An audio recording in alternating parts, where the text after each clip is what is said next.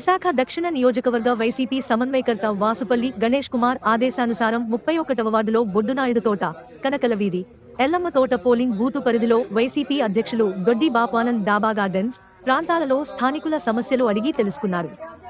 బాబు surety మోసం guarantee కార్యక్రమంలో భాగంగా వార్డులో తిరుగుతూ మాజీ వాలంటీర్లతో మాట్లాడి వారి కష్టాలు తెలుసుకున్నారు. కూటమి ప్రభుత్వం హామీలను తుంగలో తొక్కి వాలంటీర్లకు అన్యాయం చేశారని 5,000కు బదులు 10,000 రూపాయలు ఇస్తామని చెప్పి ఇప్పుడు వారిని నిరుద్యోగులుగా మార్చిన ఘనత కూటమి ప్రభుత్వానికి దక్కిందని తెలిపారు. వాలంటీర్లకు అండగా ఉంటామని హామీ ఇచ్చారు. పర్యటనలో భాగంగా స్థానికులు మాట్లాడుతూ ప్రజలను పట్టించుకున్నోళ్లు కరువయ్యారని, కష్టం వస్తే గతంలో ఎమ్మెల్యే వాసుపల్లి గారికి చెప్పేవారమని, ఇప్పుడు ఆయన దగ్గరకు వెళ్లడానికి మొహమాటంగా ఉందని తెలిపారు. అందుకు సమాధానంగా బాపు ఆనంద్ మాట్లాడుతూ వాసుపల్లి గారు అధికారంలో ఉన్నా లేకున్నా ఎల్లప్పుడూ ప్రజల మనిషేనని, ప్రజల కొరకు ఆయన ఎల్లప్పుడూ అందుబాటులో ఉంటారని తెలియజేశారు. ఏ కష్టం వచ్చినా తనకు తెలిపితే వాసుపల్లి గారికి విన్నవిస్తానని తెలిపారు. కార్యక్రమంలో నాయకులు పెంటకోట నాగరాజు, రాము మాస్టర్, పిలక మోహన్, కాండ్రేగుల నాయుడు, తణుకులు, త్రినాథ్, అప్పారావు, శంకర్ రావు, దినేష్, వెంకటేష్, శ్రీనివాస్, గోవింద్ తదితరులు పాల్గొన్నారు.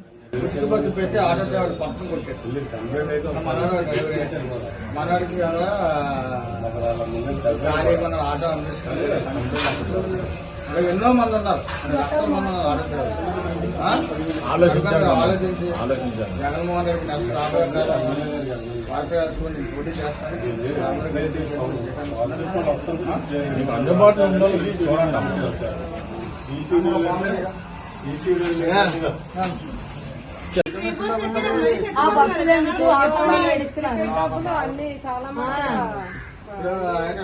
డ్వాక్రా వాళ్ళకి 10 లక్షల రూపాయలు ఇస్తాను. 50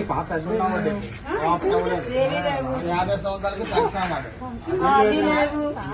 ఒక్క పథకాన్ని కూడా మనం ఏదైతే గొడవ ఆడుతున్నామో ఒకటి ఇస్తున్నాడు. మన నందరికి బస్సు అడిగి బస్సు కనిపించాడు.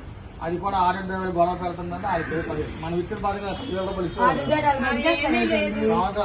అమ్మ శ్రీరామ్ ఫైనాన్స్ ఉండే విజయవాడలో కనీసం 1200 ఆటోలు అందుకని పెట్టారు. వ్యాపారం లేక ఏం చేస్తారు? బస్సులో నేను ఫ్రీకి వెళ్ళిపోతాను. ఆడాలి మరి పుట్టించుకోరా, మరి పారిపోతాం ఎక్కడ పడతానికి.